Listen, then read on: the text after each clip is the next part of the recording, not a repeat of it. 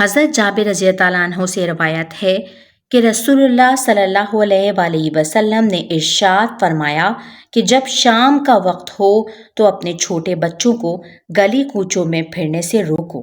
کیونکہ شیاطین کا لشکر شام کے وقت ہر چہار طرف پھیل جاتا ہے۔ ہاں، جب رات کا کچھ حصہ گزر جائے تو پھر بچوں کو چھوڑ دینے میں کوئی مذائقہ نہیں، اور رات کو دروازے بند کر دیا کرو، اور بند کرتے وقت اللہ تعالیٰ کا نام لے لیا کرو، بسم اللہ یا کوئی اور دعا، کیونکہ شیطان اس دروازے کو کھولنے کی قدرت نہیں رکھتا جو اللہ تعالیٰ کے نام کے ساتھ بند کیا گیا ہو۔ اور اپنے مشکوں کے دہانے جن میں پانی ہو ان کو باندھ دیا کرو، اور باندھتے وقت اللہ تعالیٰ کا نام لے لیا کرو، اور اپنے پانی کے برتنوں کو ڈھانک دیا کرو، اور ڈھانکتے وقت اللہ تعالیٰ کا نام لیا کرو۔ اگرچہ برتن پر کوئی چیز ارزن ہی رکھ دیا کرو، یعنی اگر برتن پورا نہ ڈھک سکو تو دافع کراہت اور رافع مضرت کے لیے اتنا ہی کافی ہے کہ برتن کی چوڑائی میں کوئی لکڑی وغیرہ ہی رکھ دو،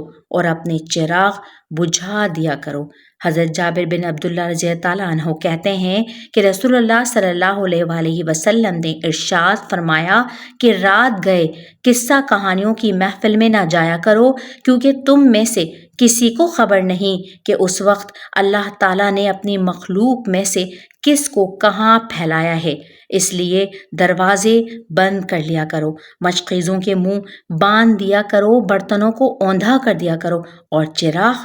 گل کر دیا کرو۔ حضرت جابر رضی اللہ عنہ فرماتے ہیں کہ میں نے رسول اللہ صلی اللہ علیہ وآلہ وسلم سے سنا کہ جب تم رات کو کتے کا بھونکنا اور گدھے کا چلانا سنو تو شیطان مردود سے خدا کی پناہ مانگو، یعنی اعوذ باللہ من الشیطان الرجیم پڑھو، کیونکہ کتے اور گدھے وہ چیز دیکھتے ہیں جو تم نہیں دیکھتے، اور رات کو جب لوگ بازاروں میں پھرنا موقوف کریں اور راستے بند ہو جائیں تو تم گھر سے نکلنا کم کرو، اس لیے کہ رات کو خدا اپنی مخلوق میں سے جس کو چاہتا ہے پراگندہ کرتا ہے۔